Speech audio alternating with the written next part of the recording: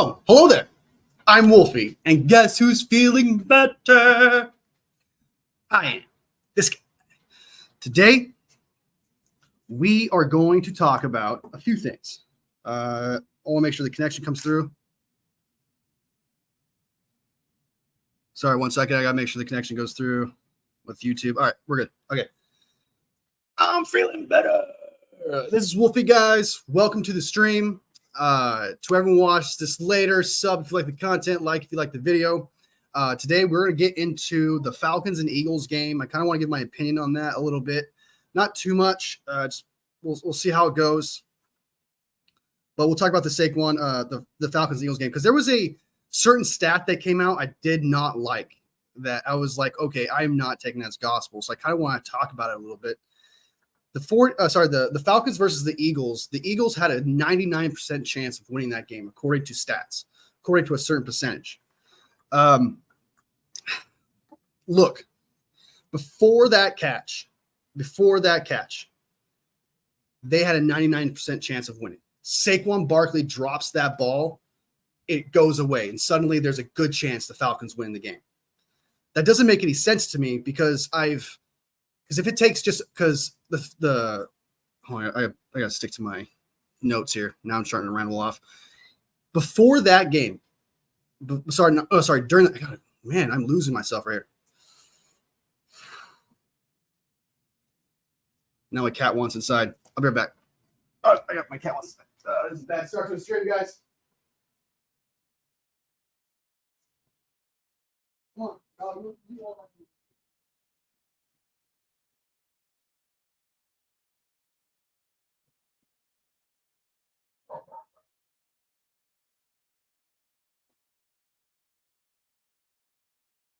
I'm back. Sorry about that. I'm back. All right, I'm here. Sorry. Cat screech, like she likes to scratch at the sliding glass door, and she'll do that for like forever. So, all right. So, I'm trying, man. I'm excited, dude. Like last night, I was so out of it and sick. I was so gone, and like now, I'm just gotta. What's up, Strawberry? Welcome to the stream, man. All right, so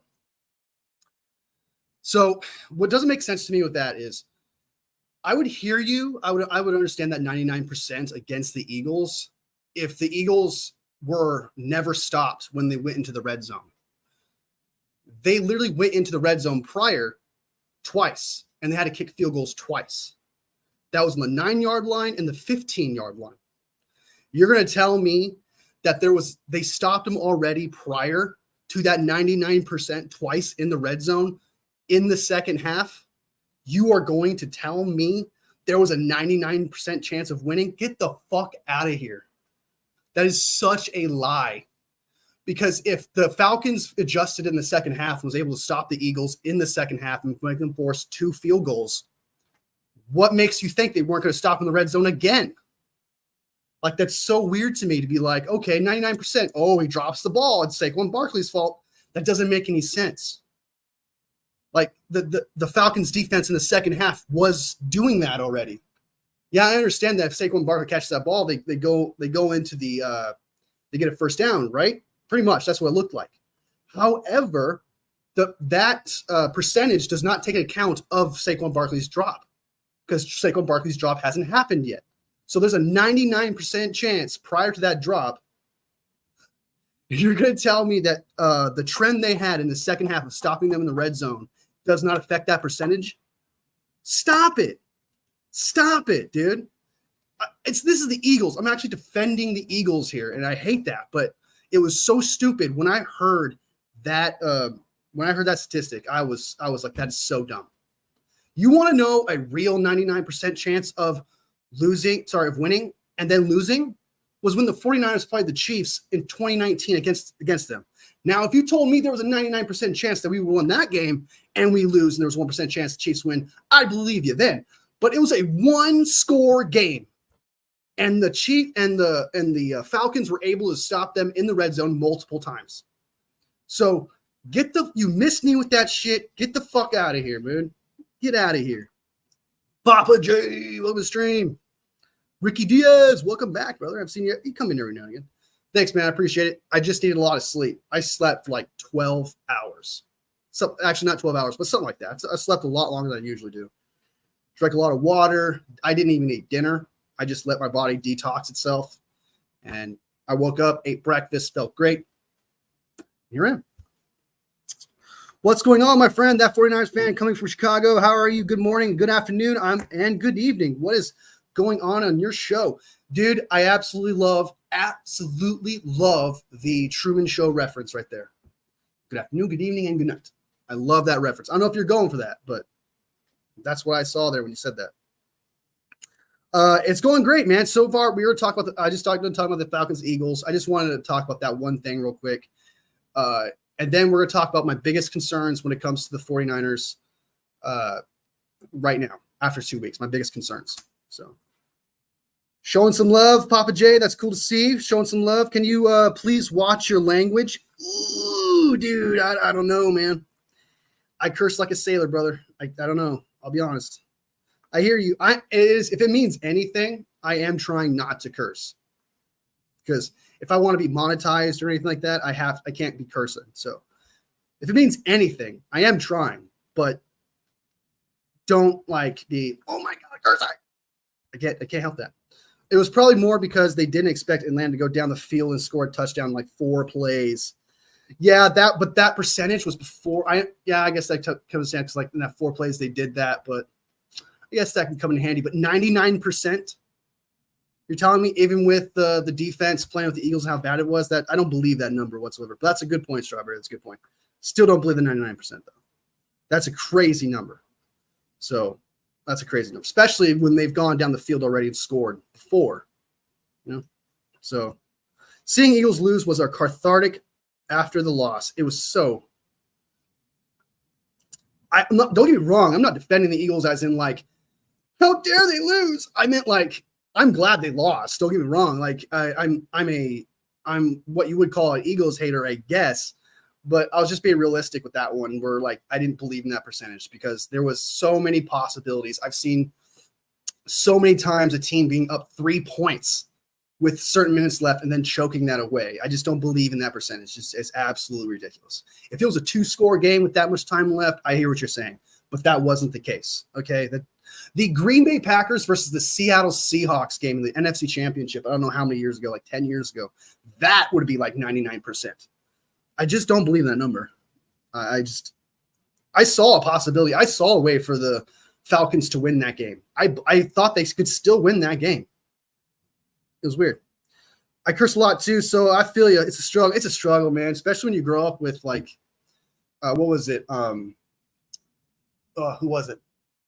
What's that movie? Jay and Silent Bob. I watched that movie religiously as a child. I memorized the entire curse song from start to finish.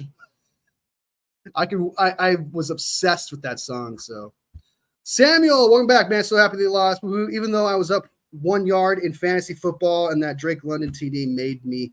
You mean 1 point in fantasy football and that Drake London TD made me lose. 1 yard in fantasy. You're up a yard. Interesting. So the Falcons beat the Eagles. Joyous. It goes with the trend of the week. Everyone thought the Falcons were shit after that 1 week, and then suddenly they pull out a win against the Eagles. However, I'm not trying to say the entire week 2 was a fluke or it's a problem. Okay, but it seems like there's a trend there this week where a lot of teams are just not playing good. A lot of people who predicted teams to win lost. This was just a funky week 2, and if this trend continues, that means there is a complete shift in power rankings for sure. I would not put too much capital into this week. I know that kind of shoots at the Saints a little bit. I know that kind of shits on them a little bit because hey, we worked hard for those points. Don't get me wrong. The Saints are on fire. Saints right now are the best team in the league right now, hands down. They're playing the best. However, I'm not ready to crown them until I see it go down the line more. Congrats on your Commanders winning. Oh, Strawberry showing love. Eagles are a bit overrated, though. Yeah, I think they're 100%. That defense is terrible, dude. Did you see their run game? Their run defense looks like I thought our run defense looked bad last year. The Eagles' run defense looks really bad. It looks like the Cowboys' run defense versus the Saints. It looks terrible. Jesus. And Bijan was just a stud. I like Bijan. I thought it was pretty good. 61. We'll see, man. We'll see. I got less than 05 on my picks. I think a lot of people did, dude. Don't feel too bad. I think a lot of people did, to be honest. On my picks, I was perfectly 500. Nice. 8 for 16. Dope. Crazy weekend. What? Like every single fan base that was like, yeah, we got this shit. Lost. They straight up lost. Just goes to show you any given Sunday, right? Any given Sunday, anything can happen. It's scheme, guys. Sometimes players matter and stuff. Like one team has better team than the other, but scheme matters. There's a reason why in the preseason there's no scheme. Okay, and there's a reason why there's scheme in season. It's because scheme is a big deal. It's a big deal. All right, so 22-21. Suck it, Eagles. I was super happy they lost because I can't remember the TikToker's name, but there's a TikToker who talked a lot of shit about the 49ers saying, oh, we're not going to lose, blah, blah, blah, blah. And it was like, nah, you're wrong. So, and also congratulations to Kirk Cousins. Not only did he bounce back from last year, he came back and showed that he can win in primetime. He's done it before, but we all know the stigmatism of Kirk Cousins. He won in primetime. Give him some credit. Congratulations, old fart, getting the job done. He had a Tom Brady-esque, what is it? I can't think of the word. 2-minute. God, I can't think right now. You know what I mean? 2-minute. I can't think of the word. 2-minute. It's 2 minutes something. I can't think right now, guys. Are the Cardinals that good or are the Rams that bad? I think it's both. I think the Cardinals, just based on how much they separated themselves, I think the Rams are worse than they were last year. And especially considering their injuries right now, they have nothing but like second string going on with the Rams. They have so many injuries. I mean, a lot. Both their wide receivers are gone. I want to say the running back's gone too. Their corner is gone. Their Aaron Donald, I know, is not part of the injury bug, but he's not there, which is a big deal. I think the Rams are just playing second string players at this point, considering what they got. They're missing I want to say 12 starters. They're missing a lot. While the Cardinals I do think they got better. I think they got a lot better. And I still stand by that. I think even if I don't think Kyler Murray is a top 10 quarterback or anything, I still think he can win games. And considering what Jonathan Gannon did last year, I completely believe in them to win games this year. That would be better than the Rams and Seahawks. So I think they might very well be the second best team in our division. Might very well be. Cousins! Yeah, good shit, man. Cousins Glazes. Wow, that was a good drive, but not Tom Brady level. Yes, that was, dude. That was clutch as shit. 1 minute and something seconds left, went all the way down the field through clutch-ass passes all the way to the end, dude. That was Tom Brady-esque. Tom Brady-esque. Drill. Yeah, 2-minute drill. Thank you. Thank you, Papa. Appreciate it.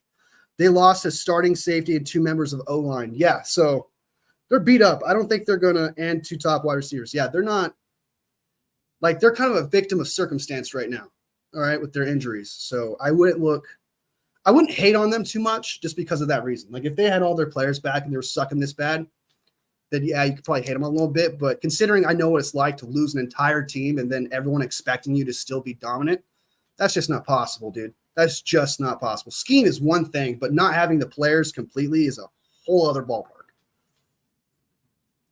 Yeah, Strawberry's got it down. Strawberry's like, this guy's gone. It's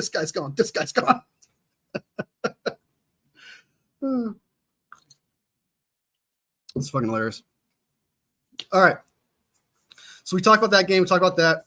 Let's go ahead and jump into the my 49ers concerns here. I'm going to hit on them because they're Rams. True. I respect that. Division rivals. I respect it. I'll still call them the Lambs, still do things like that for sure. All right. So my biggest concerns right now, I have a few stats here. I did some research and let's check it out. Paper. Okay, so if you guys were here last night, I don't know if anybody watched my show last night, so there's a couple stats I'm going to repeat to you, but it's just to add on to what's happening with the 49ers right now. So here's some stats that I told you guys last night that I'm going to kind of reiterate here. Before I get to that, Strawberry's got a comment. I need the Seahawks to lose too. I actually don't hate the Cardinals. For real, there is a slight, I don't want to say respect, but there's a slight, like, it's not because, they were good sometimes. They have beaten us before, but there's no like signature loss against them where I feel like I would carry a bias towards them. You know what I mean? There's no real loss to them where we feel like, we need to be angry and feel like our rivals and stuff. We had that with the Seahawks. We had that with the Rams, but we've yet to have like a moment like that with the Cardinals, in my opinion. I can't think of one. Did we lose to them? I don't think we lost to them. No. Yeah, I don't think they have a moment like that. So the only thing we hate them for is the fact they're our division rivals, So,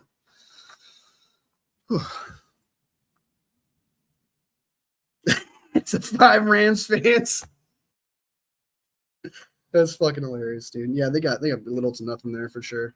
Okay, so let me go ahead and jump into this. My concerns, I'm at player wise. This is just player wise. My concerns right now. And I think everyone else can agree with me on this. And what's really sad is these players are not bums or average players that are starting on our team. These are players that are supposed to be good. They're supposed to carry whatever Brock's failures are. They were supposed to be the Avengers, right? Ayuk, rusty, trash. He's only getting 2.9 yards of separation, one of the worst separations in the league right now. That is pathetic. Trent is getting bull rushed somehow. He's getting bull rushed by Blake Cashman, a linebacker. What the hell is that? CMC, hurt, okay? He may not come back this season. There's a possibility he won't come back. I'm serious. So my 3 concerns are 2 major Avengers and 1 Black Widow in Brandon Ayuk. So, and before you say, oh, well, that's just 1 wide receiver. That's just 1 wide receiver, Wolfie. That's just 1 wide receiver that's lacking on separation. He's got all these other Avengers. Oh, yeah, well, Debo has zero yards of separation. Debo, yeah, Debo made some great catches, but Brock had to be fucking on point. Excuse my language, had to be on point. He had to be on point. 0 yards of separation on average. Jennings is great. Clutch catch. His thing is 50-50 balls. So the separation thing kind of makes sense. But again, Brock has to be accurate because it's 1.64 yards of separation. Kittle, literally the 49ers' best receiver of separation, where Brock does not have to be accurate. He just got to throw it in the vicinity where the receiver can get it. It is the backup tight end Salbert with 6.22 yards of separation. Why? What is happening with these weapons failing to get open? Brandon Ayuk's whole thing is getting open. That's literally his top trait is separation. And he's not doing that. Debo has never been a separator. All right, he's making catches and stuff. All right, he's a yak guy. We know that. Kittle, 3.91 yards of separation. This is insane. Brock Purdy has to be accurate right now. And before you tell me, okay, well, if he's a great quarterback, he literally has right now the worst offensive line. O-line. They've allowed 9 sacks. Not only have they allowed 9 sacks, which is tied for worst in the league, even with Caleb Williams' situation going on, they have the worst sack rate. It means every time Brock Purdy drops back, he has the worst, like literally the worst, most chance out of all the teams to get sacked. Debo never been able to separate though. He's never been that guy. He's always been a yak guy. So you kind of have excuses there. But again, Brock has to be accurate when it comes to Debo. I don't even know how that happens. I don't know how that happens either. But the way I look at it is maybe a backup linebacker probably lines up against him that's relatively slow because they think Salbert is slow. So Salbert's actually able to beat him. So maybe if they put a top speed linebacker on him, maybe that won't be the case. But that's just on the top of my head what I could think of why his separation is higher than everybody else's. But even that's the case, that should not be this. Like 6.22 yards is pretty high. That is actually really high. So if Ayuk should be like at 4, Jennings, that's fine. But Ayuk, man, such a big deal. Kittle, 3.91 yards for a tight end. That's elite. He's facing other linebackers, totally crushing them. He's doing his job. There's a reason why Brock Purdy's just throwing it to Kittle. It's because Kittle's the only one getting open. There's a reason why we're barely seeing Ayuk, because he's barely getting open. There's a reason why we're seeing Debo in triple coverage, making catches. It's because he's not getting open. And we know that. He's not ever getting open. But it's just ridiculous that some people don't understand that. What Brock Purdy's working with right now, the worst O-line, really actually right now statistically is the 49ers offensive line, is worse than the Bears. He's working with that, and he's having some of the worst wide receiver play in the league. Props to Brock and Jordan Mason doing what they got to do. Seriously. Jordan Mason and Brock Purdy, the only two bright spots in this entire offense right now. Those two players. And Kittle, I guess. You say Kittle as well. So those three players. Outside of everyone else in the offense, they're playing as if they're on the Panthers. It's weird. Ugh, I wish Kyle would play the rookies more. Maybe he will with Debo out. We need to see Cowing and use Garendo's speed on the Jets. I don't really want to see Garendo yet. I still think he's raw. I don't think he's ready, but it may so I'm not open to that idea, but I do agree with Cowing. And with Debo being out, I do expect Cowing to get a little bit more reps. He is a rookie, but he shined against really good players in the practice and training camp and preseason. He did pretty good. So I do agree with you, Strawberry. We need to get Cowing a little more involved. I think, and I could be wrong here, and this is just my opinion. Sometimes I just go whatever pops top of my head, and if it makes sense, I'll say it. Maybe Kyle Shanahan is trying to get Brandon Ayuk up to speed, and that's why we're not seeing as much as the other rookies like Cowing or even Chris Connolly. Maybe Kyle Shanahan knows that he just paid a guy $30 million, and he's like, hey, I understand he's going to be rusty. He showed it last week, so we're going to try to get him in there. That's what I'm thinking. But if Debo out, 110%. Put Cowing in there. 110%. I love that idea. I love it. Juwan is solid, dude. He's such a clutch 50-50 baller, dude. Third down guy, dude. Fourth down guy. Juwan is probably one of the most underrated wide receivers in the league. He's just, I think Juwan, if it wasn't for Debo and Ayuk's hype, Juwan would get a lot more love and respect. So for the contract he has right now, he's already earned it. In 2 games, I think Juwan's already earned his contract. Already. You really don't have to double team any of our wide receivers this year. Yeah. Yep. Don't have to do that. Doesn't look good. Doesn't look good at all. Yeah, they could do that. I can see what you mean. Like if he does that, but he needs to, if he's not getting reps though, in understanding like Kyle's the one that has to put Garendo into the reps and stuff and put him back there. I don't know. It's just a rookie running back. He's raw. I like the idea because he is fast and he can hit somebody and stuff, but I don't know. Like, what if he felt like, I don't know, just the rookie thing.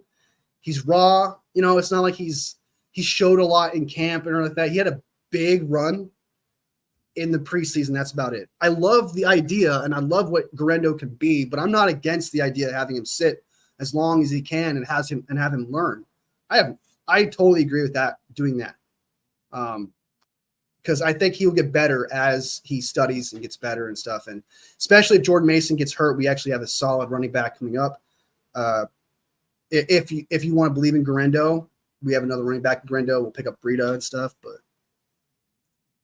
throw the defense off. He could be a receiver so he can run routes and catch and can catch. I don't know about that, though. Can he do that? I don't think I've ever seen him actually catch the ball and be dominant running the ball, you know? I didn't see any of that or heard any of that through training camp, you know? I think it maybe in time he could be that player, but I just think he's raw and he needs to get that information. But I love the idea because if he can be I mean, he's got the speed, he's got the cut, he's got the strength, he's got the size. He's a bona fide running back. But yes, 110%. You're not wrong. So check this out. And I'm gonna back that up with some stats here. I haven't got to all my concerns yet. So those are just the players that I'm concerned about, and those are the sacks and the separation issues we're having. Now let's talk about third down. We all know that third down was the 49ers' weakness these past 2 weeks, right? Well, let's compare last year's third down situations to our third down situations today. So that way we can get a reference of exactly how on track are the 49ers compared to last year, where they became a really good defense. They were not very good on third down conversion last year.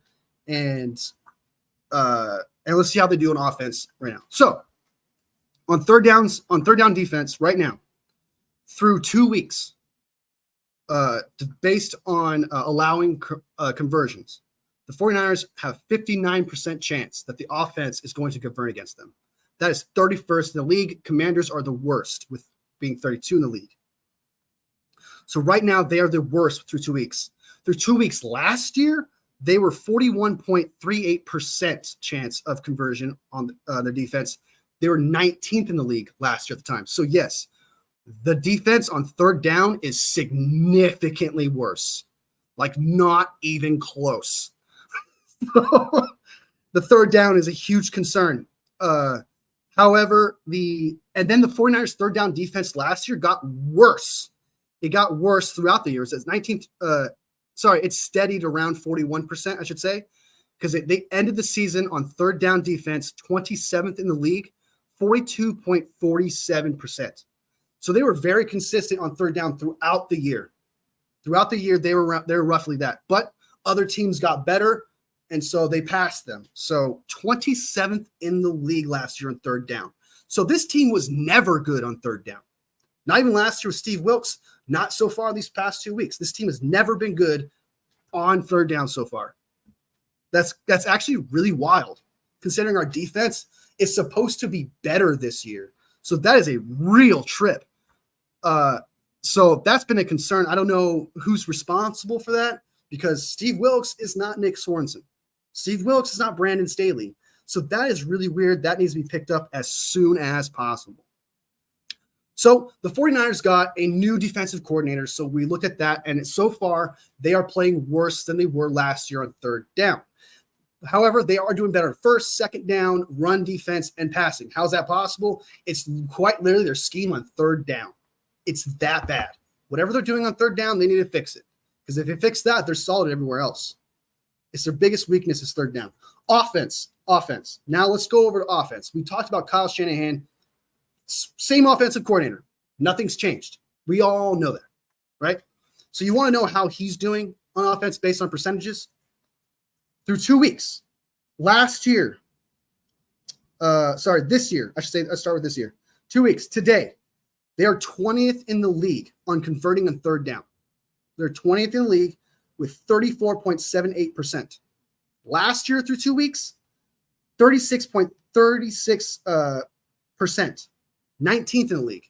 So they're doing exactly the same thing. They're pretty much the same boat as last year. They're playing now on offense. Isn't that a trip? Because it seems to me the offense is not playing very hot. But according to this, on third down, they're exactly the same almost. That is such a trip. And what's really funny is they started the season on 19th. They started the season last year 19th, right? But you're like, oh, but Wolfie, they were the best offense league. How's that possible? They got better. Kyle Shanahan got better throughout the year. 4th in the league in third down conversion rate. 4th in the league. They started off terribly, became really good later on. So if anyone's concerned about the offense right now, and considering how well they're playing based on how they were last year, now is not the time to panic about the offense.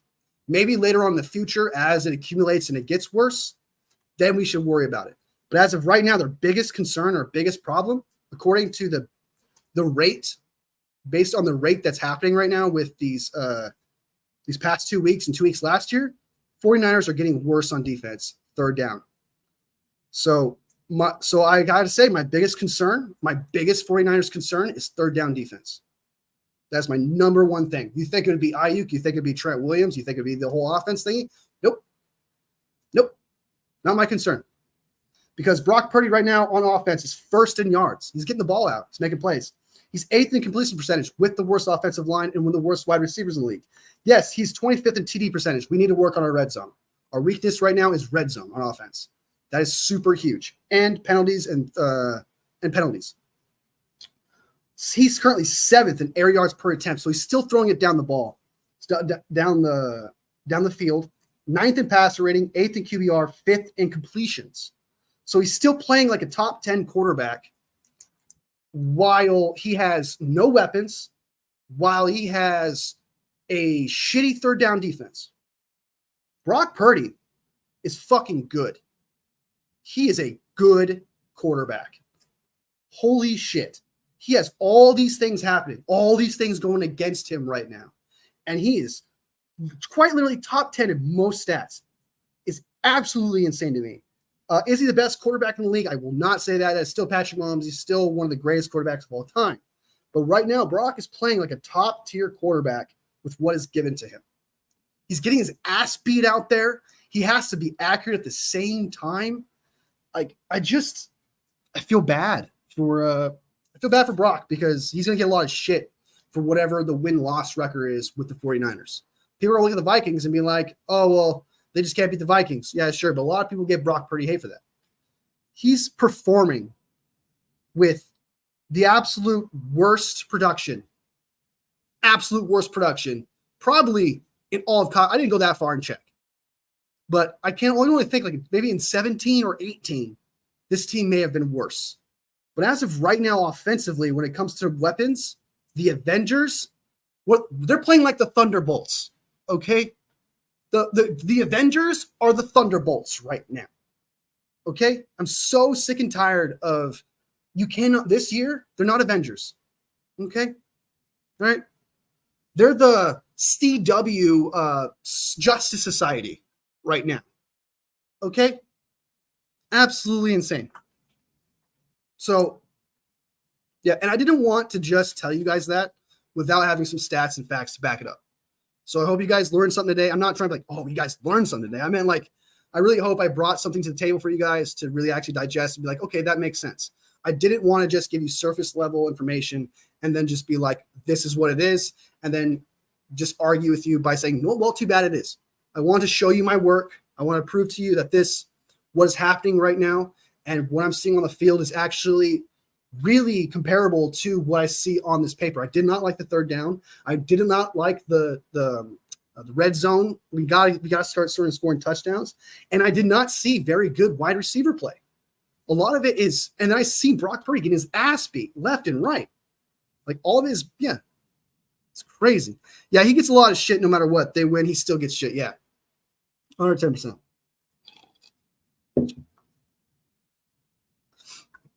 All right, so we went through all my stats and stuff, and hopefully we can clear that up. Give Kyle Shanahan time to adjust and fix it because just like last year, he's the same trend. But what's bad is the fact that right now, as for third down, Nick Sorensen is not doing better than Steve Wilkes at this point.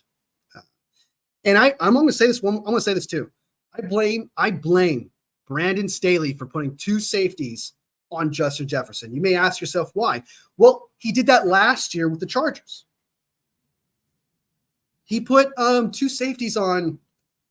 Oh God, I can't remember who it was. But he put 2 safeties on a player who was like a top-tier wide receiver. And it was like, what are you doing? Everyone gave him shit for like a week. It was the dumbest thing I've ever seen. I think it was against the Raiders, against Devontae Adams. It was so stupid. And so I blame Brandon Staley specifically for that because he's done that before. Scrap that stupid-ass safety play that you got covering a top-tier wide receiver. Oh, but it's a fun disguise. You don't have a corner at safety, okay? You don't have that kind of player. Jair Brown, sorry, not that fast, okay? George Odom, I'm sorry, not that fast, old as shit. And you're putting him out there guarding Justin Jefferson? Get out of here, dude. So stupid. So dumb. I know, dude, he's a special teamer. Like, what are you doing?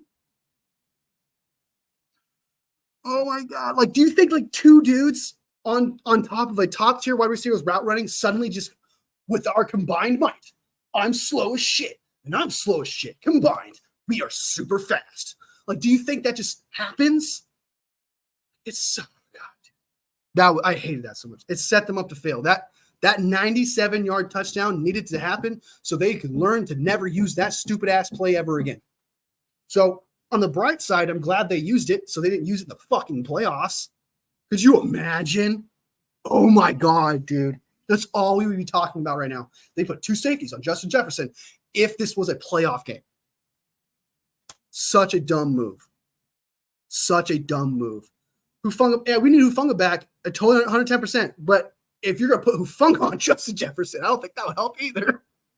But yeah, we definitely need Hufanga back. We need that safety blanket. Hufanga's dope. I really hope he's the same player. I'm not going to lie to you, man. I really, really hope that Hufanga is the same player. Because tearing your, not Achilles, but ACL, so fucking, oh, gotta stop cursing, so slow. I don't even know what I said there. Actually, hold on. Sorry, I thought I got a message. Thought I was going to dip out. Ward or Demo should have been trailing Jefferson. Ward, let's look it up. Before I say that, let's look up the facts real quick. Ward versus Jefferson.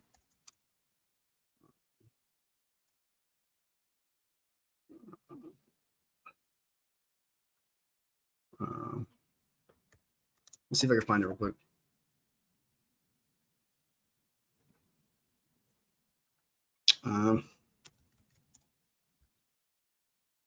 Not Denzel Ward, a-hole.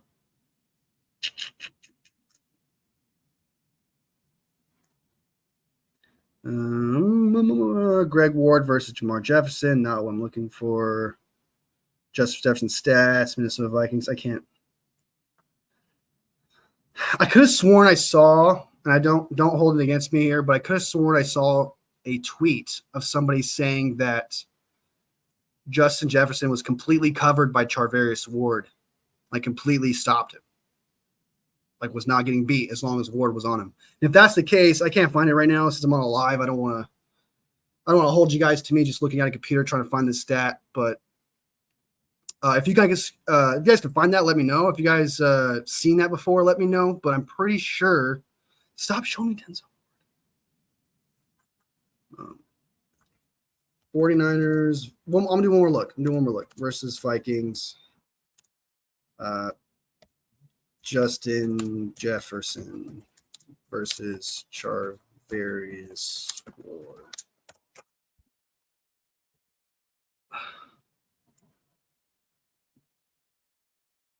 Vikings 49ers play own mistakes. They know they must play smarter. Are you going to tell me the score in that?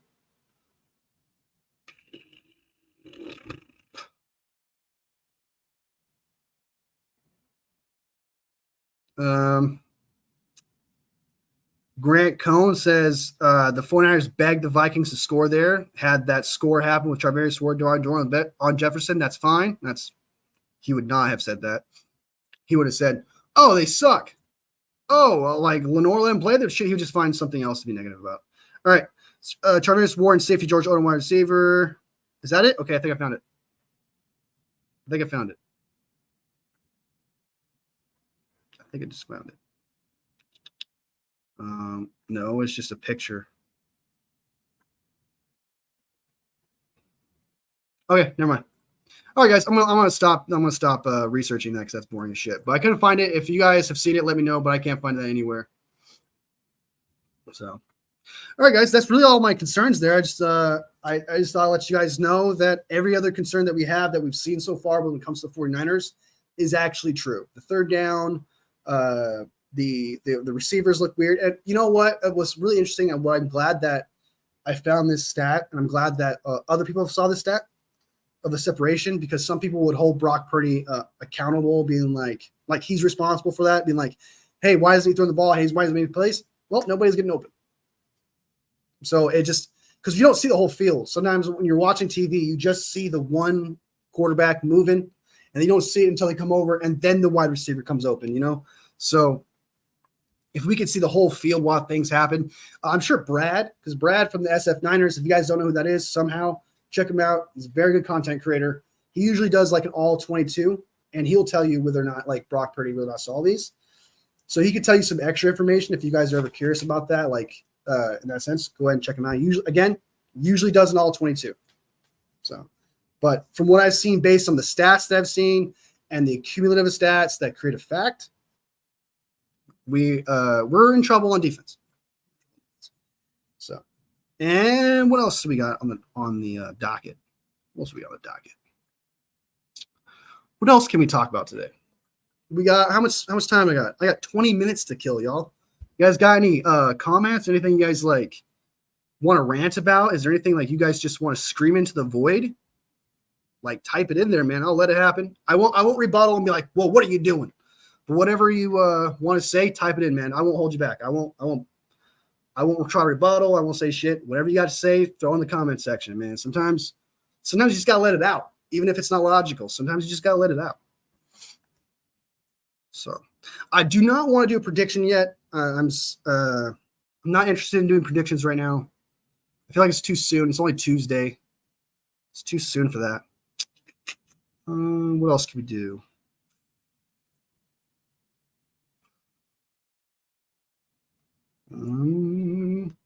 I guess we talk about. No, I already talked about those games on Sunday. Did I tell them? So I want to talk about this real quick, actually. So let's go ahead and talk about it. I think I already talked about it, but I want to get my comment in on this. What the hell is happening with the Ravens? Justin Tucker sucks now, dude. He's absolute ass. He's washed, dude. He fell off a cliff. He didn't just like get bad, like, and slowly like, oh, okay, he's just up and down. Nah, man, this guy went like this, just pivoted down. Like, I don't know what's going on with Justin Tucker. I like Justin Tucker. I think he was on his way of being like the greatest kicker of all time. I still think he's up there with somewhat a great kicker of all time, but it's looking like his washed years. So that's kind of sucks for Lamar because he only scored one touchdown. Scored one touchdown yesterday. Sorry, 2 touchdowns with Derrick Henry. I take that back. He scored 2 touchdowns. And I know that's the running back scoring, but he probably brought him down the field and shit. Derrick Henry does not look the same. He is not a game changer anymore. He's still like good running back, still makes plays, still can hit people and stuff, but Derrick Henry is not that guy anymore, luckily for us, because if Derrick Henry was anything like he was in Tennessee, Jesus Christ, we'd be screwed. And I think they win this game, and I think they're 2-0. So, and what's really funny is a lot of Ravens fans actually thought that Derrick Henry was going to be heavily used, because based on what Jim Harbaugh had to say after week 1, hey guys, slow down. We're not going to use Derrick Henry like that. We're going to use this guy, and then sprinkle in a little Derrick Henry. What? That is such a shocker to hear that. Such a shocker to hear that. If they use JP more like they used to see, that will open up our receivers. They need to use JP as a check down more often. No doubt.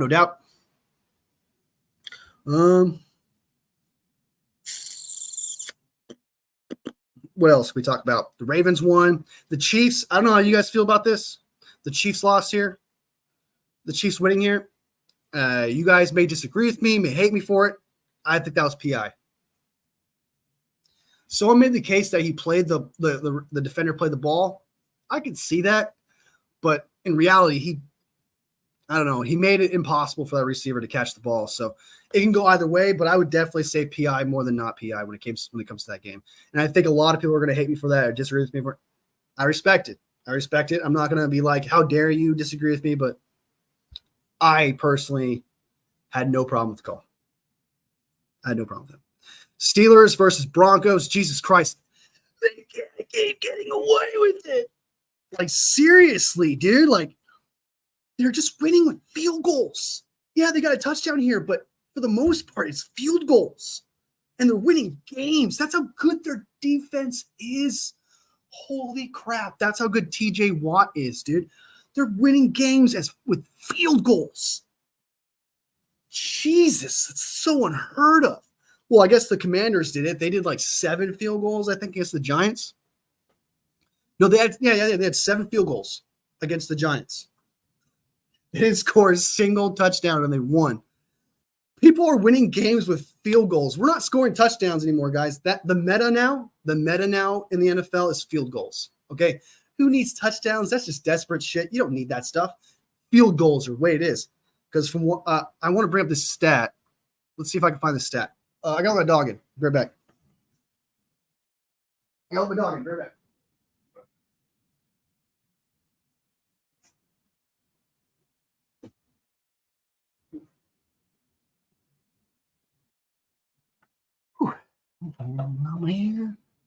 I'm back. Do you see the Cowboys coming back and making the playoffs? I have them not making the playoffs. Do the Cowboys get a bit of a pass with the Saints, how hot they're playing right now? I think the only reason why they're looked at playing hot right now, though, is because they played against the Cowboys. And then the week prior to that, they played against the Panthers. Everyone thought they were overrated. But then they destroy the Cowboys. So who's worse, actually? Is it really just the Cowboys, or is it the Saints just that good? So I almost don't know. Like, just in reality, based on facts and based on the situation that I'm seeing right now, I don't know if I can make that if they can come back to be that team that we saw against the Browns. I don't know, because they have one game where they played good and they know what they're doing. Then they have another game where they play like shit and they look like the Panthers. So what team are they? It depends upon the next few weeks. Then we'll know more if they are actually the team that they are or not. But or also with the Saints. If the Saints continue to do what they're doing, dominate the way they're dominating, then we know exactly how they lost and why they lost. And maybe the Cowboys are actually better than what they were. So it really depends upon what the Saints do from here on out and what the Cowboys do from here on out. So we'll see. It's almost like it's too soon because there's conflicting situations with the Brown W and then losing to the Saints. While the Saints dominated a bad team, but then they dominated the Cowboys. So just need a little bit more evidence to show it. But if you're asking me if I believe it, no. Their team got worse. It wouldn't make sense for them to get better. It wouldn't make sense for them to be as dominant as they were last year in the regular season. So when they beat the Browns, I was a little shocked. Don't get me wrong. But at the same time, if you stop and think about it, if Deshaun Watson is complete ass, okay, if he completely sucks, the offense of the other team is going to constantly get the ball more, especially with shorter field. So that's how I feel about it. I do not have them making the playoffs, though. Before the season started, I had them not making it.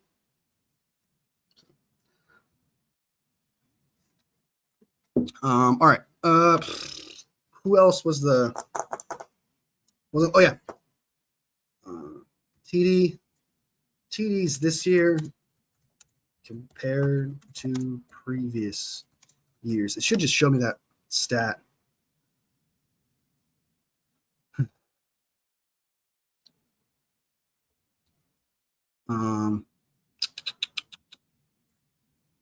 All right, I'll show you guys this. So this is on Reddit.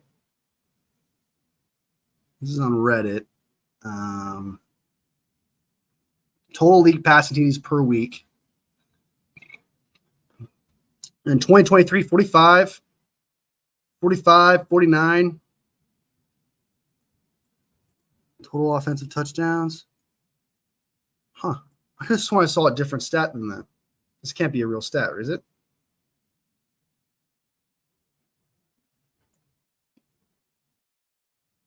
I saw a different number. I could have sworn I saw a different number.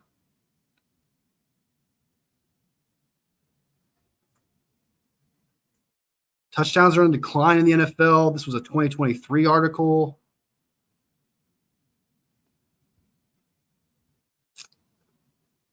I could have sworn I saw a one where there's like 30-something touchdowns this week, like this first 2 weeks. Sorry, I want to say like the first 2 weeks is 35 touchdowns or something like that. It's very little. Like it's the worst touchdown rate right now in the past like 10 years or something.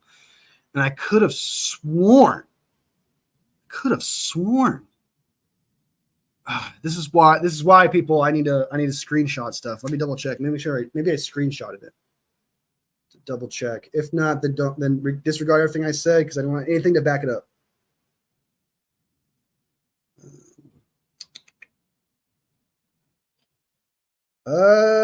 Yeah, I didn't screenshot it either. Yeah, that sucks. Sorry, guys. But I could have sworn, if you guys see it, let me know. If you guys know what I'm talking about, let me know. But so take that with a grain of salt, because I could have sworn that it is out there. But if I can't show you guys or tell you guys for a fact, I'm not going to be like, hey, this is gospel. You need to believe me right now. So, but I'm pretty sure that's the case, that right now, the rate of the interceptions right now is declining compared to previous years. To why that is the case, I really don't know. Like the new rules, that doesn't make any sense because the field is shorter, right? The new rules, not really, because it's more of an offensive game than a defensive game. You know, is it possible that the defenders are just getting defensive schemes are just getting better because after a year, defensive coordinators are just adapting and getting better? Maybe that's the case. But we're looking at some smash mouth football as of late, and it's kind of weird. Like, so used to seeing some high-powered stuff. The only person that's really been high-powered right now is the Saints, and they're doing it through the run game. So it's such a weird season so far, and it's only been 2 weeks. And if that's the case, if it's a smash mouth league again where we're running the ball more, I'm pretty happy about the 49ers then, because the 49ers strength is running the ball. The entire offensive line strength, I believe, is running the ball. So it actually is running the ball. I'm not even saying believe, it is running the ball. So the 49ers should theoretically, based on the switch of what's dominant right now, should be getting better as the year goes on. So hopefully that's the case. And again, the trend of how things started last year, even with all the Avengers last year, the 49ers offense is on the same exact pace pretty much. So I'm not too worried about the offense right now. The only thing I'm worried about is the players. I'm just worried about the players. The scheme seems to be just fine. The players is what I'm concerned about. Yes, helps pass protection, especially when those D-lines think it's going to be a run, so they're rushing to a left, run to the right, not thinking about the quarterback. Yes, 110%. It helps out the quarterback a lot. I think that this might be weird to say, my dad to say, but I think we need to do more runs. I know Brock Purdy's dope. I believe in Brock Purdy. I think he's awesome. But if the league is actually switching based on what we're seeing here, we need to run the ball more, just because that's the case. If we're running the ball and we're passing the ball a lot and that's just not how it goes, and defensive schemes are catching up, I'm sorry. But you got to run the ball more. So. Yes, there was not a it wasn't week. Was it week? Yeah, it was week 1. And you guys heard me bitch about this before too. Yeah. Brock Purdy missed Jordan Mason on a check down where he threw it to double team to Saubert. And I contributed that pass to, I blame Kyle for that. And that sounds bad when I say blame Kyle, but it just didn't look like a Brock Purdy moment. And what I mean by that is he stared at Saubert throughout the entire play as if no matter what, I'm throwing to this guy. Because like you said, Papa J, and like you agreed, Strawberry, he was open, check down, first down. He was open. We could have got the first down instead of, I think it was like a 3 and out. So we need let me look at that.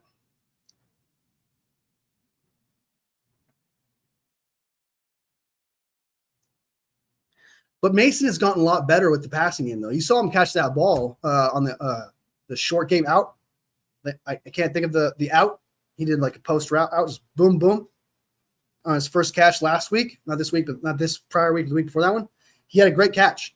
So he can do things that CMC can do. I'm not saying like completely, but he's gotten some catchability out there. He's shown, but he's not gonna be like CMC, where I don't think he's gonna go way down the field. Like he can go like 15, 20 yards and stuff. But yeah, use him outside beyond the line of scrimmage. I have no problem with that. Using Mason at the line of scrimmage. He worked on his passing game. He bought a jugs machine. He worked on his catches and stuff. I don't know, man. He looks solid. He looks solid in week 1 against one. I can't remember who it was. I wouldn't put him out wide. No, I wouldn't put him out like one-on-one on outside against the corner. I wouldn't put him in the slot. But if you're saying like not at all, put him out beyond the line of scrimmage. I'll have to disagree with that one. I think if he's capable of coming out of the backfield and making plays outside the scrimmage, like 5 yards out, coming out from the line of scrimmage or whatever, or a wheel route. I think he could do a wheel route.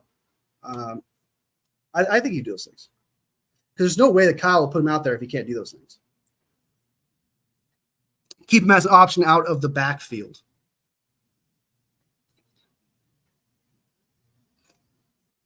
Keep him as an option out of the backfield. I would not do that. I would not move him to tight. I would not move him to slot and receiver if that's what you meant. Then, yeah, 110%. I don't agree with that. No, yeah, do not put him at slot. That is CMC's. The CMC is the one that's capable of doing it. I thought you meant like don't like bring him out of the backfield and go and catch the ball. That's what I thought. I was like, I don't know that. I'm open to that. But yeah, do not put him in the slot. Do not put him at wide receiver. Do not do that. Yeah, use actual wide receivers. Yeah, I get what you're saying. I thought you meant like just in general, like don't have him come out backfield. Don't have him do real routes and shit. My bad. I misunderstood what you meant. But yeah, I would rather use wide receivers in the slot and outside 110%. I agree with you, Strawberry. Yeah, they put on Brock. I think that even if they didn't put on blame Brock at all, they need to just not do that because he's not that kind of player. He's not CMC. That's a CMC thing. Okay, I don't even think the Eagles would even do that. Put him in the slot or put him out wide with Saquon Barkley. You know? Yeah. Yeah, I think Jordan Mason is everything that all these content creators, because we're not there, right? Like we're not at practice. We have to take the word of all these content creators that go to practice, these reporters that go to practice. So we kind of take, it's almost a game of telephone. And in this game of telephone, we hear that Jordan Mason is an absolute fire running back. All I keep hearing, he's good. He's good. He's good. He's good. Well, I'm waiting. And then he showed up, man. He took his opportunity. And I tell you what, I now see what every freaking content creator was talking about. He looks good, man. He's dope. You don't even have to do real routes. Maybe a Texas route. But that's it. All right. We'll see. We'll see what Kyle does. But I guess for the most part, I do definitely agree with you. The slot and wide receiver stuff for sure. That I'm on board with.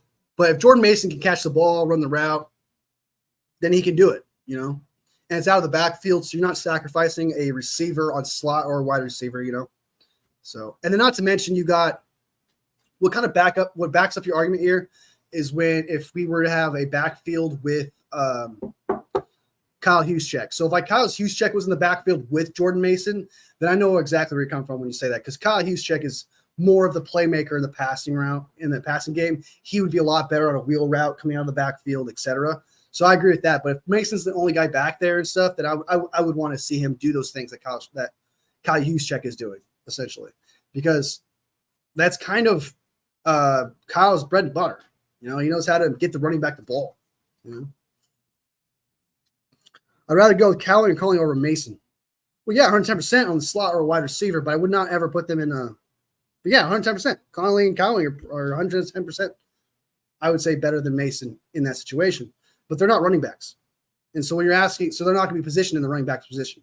You know what I mean? So like if they're going to be in the slot or wide receiver, it comes back to me agreeing with you that if Cowling, I'd rather have Cowling and Connolly in the slot. I'd rather have Cowling and Connolly out wide. But I'm not going to put Connolly or Cowling out in the backfield, even if I'm doing a wheel route.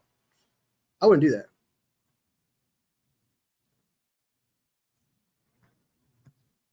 Because then especially people will know, the other team would have to know that wide receiver is going to, they're going to pass the ball, especially if Connolly and Cowling don't block. So like, why is he even there? And they don't play running back. So it comes in handy when your running back's a dual threat and you use them as a dual threat because they don't expect a pass or a run. They don't know.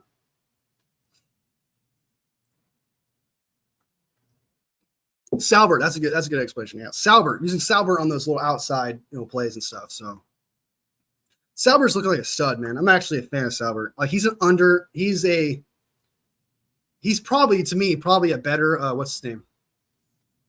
Better Warner. He's a better Warner. Sauber for the slot. I would move him to slot. I would move Sauber to slot. Would I rather Sauber over Mason? Yeah.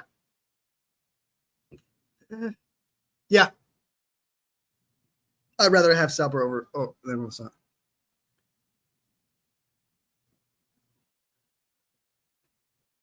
Yeah.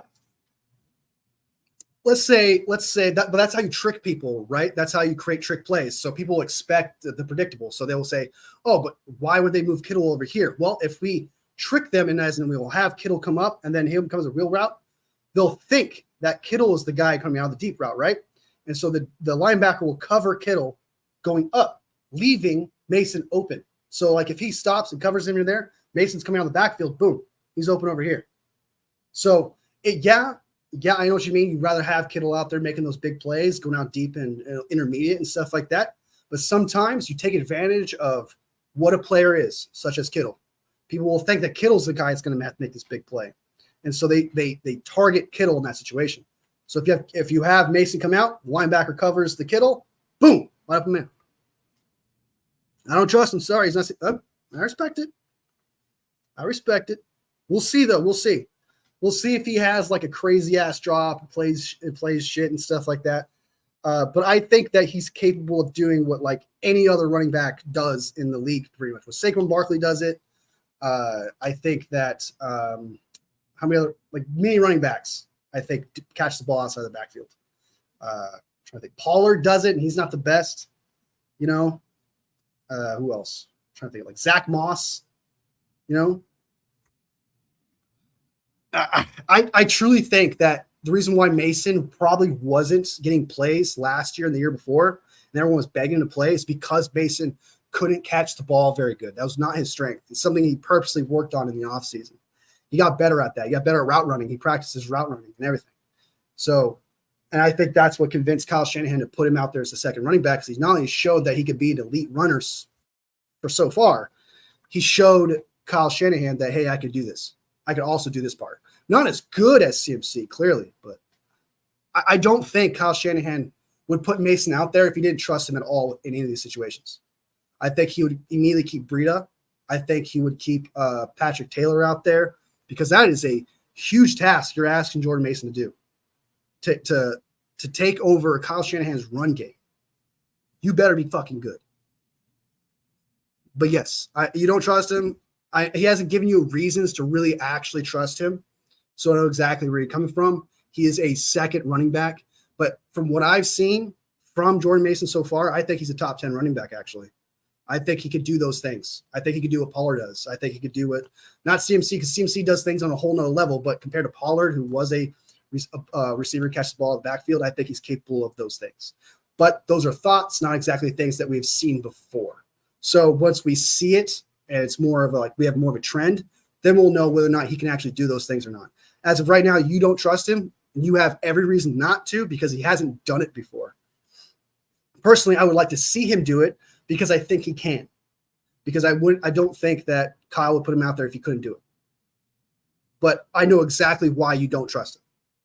So I hope we're cool, and I hope you don't feel like I'm attacking you by pushing back or anything, because I do know exactly why you're saying that. I know exactly, and it makes sense, because you don't have anything to actually factually back up that you can trust him in that situation. So I know exactly where you come from. So I hope so I hope we're good. I hope we could disagree on this, and then we'll see down the road exactly what he's capable of doing in those situations. But all right, what we got? 1 minute, 1 hour and 4 minutes in. We made it to an hour.